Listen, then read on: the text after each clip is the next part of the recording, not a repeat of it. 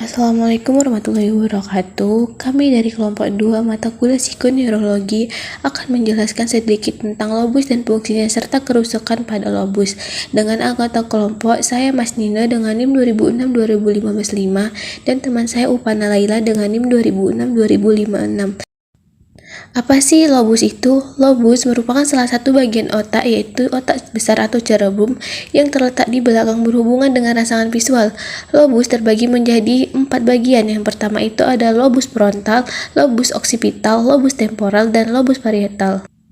Jenis-jenis lobus. Yang pertama itu lobus frontal. Apa sih lobus frontal? Lobus frontal adalah bagian otak besar yang terletak di bagian depan otak. Bagian ini berperan penting dalam mengendalikan gerakan tubuh, menilai dan merencanakan sesuatu, memecahkan masalah, serta mengatur emosi.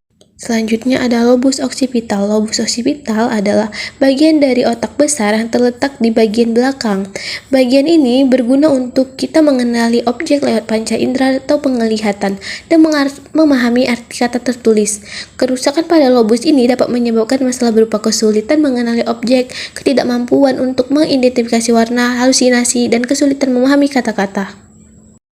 Nah, selanjutnya itu adalah lobus temporal. Lobus temporal terletak di kedua sisi kepala yang sejajar dengan telinga. Bagian otak ini bertanggung jawab terhadap fungsi pendengaran, memori, dan emosi. Kerusakan pada lobus temporal dapat menyebabkan masalah pada ingatan, persepsi, ucapan, dan kemampuan berbahasa. Nah, yang terakhir itu adalah lobus parietal. Lobus parietal ini terletak di belakang lobus frontal. Bagian ini mempunyai peranan penting dalam menafsirkan pesan dari bagian otak yang lain. Lobus parietal juga berperan dalam menafsirkan sentuhan, gerakan tubuh, perbedaan suhu, dan sensasi nyeri. Nah, selanjutnya itu ada jenis-jenis kerusakan pada lobus. Yang pertama itu kerusakan pada lobus frontal. Nah, lobus frontal ini dapat mengalami kerusakan yang akan mempengaruhi kemampuan manusia dalam berbicara, bergerak, hingga bernalar. Nah, penyebab dari kerusakan lobus frontal ini sama seperti kerusakan pada bagian tubuh lainnya. Tetapi, kerusakan yang terjadi pada lobus frontal ini disebabkan oleh cedera kepala, stroke, infeksi yang mempengaruhi lobus frontal, munculnya tumor di lobus frontal, multiple sklerosis, penyakit neurodegeneratif seperti penyakit Alzheimer, penyakit Parkinson, dan penyakit Huntington. Yang kedua itu ada kerusakan pada lobus occipital.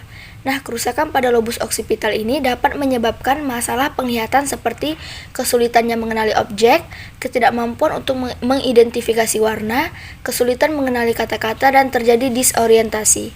Nah, ada 4 penyebab pada kerusakan lobus occipital ini. Yang pertama itu trauma kepala, yang kedua itu ada intoksikasi bahan kimia, yang ketiga itu ada neoplasma otak, dan yang keempat itu ada karena penyakit degeneratif.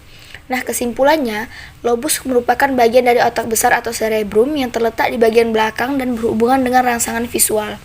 Nah, di dalamnya itu terdapat 4 lobus, yaitu lobus frontal, lobus occipital, dan lobus temporal.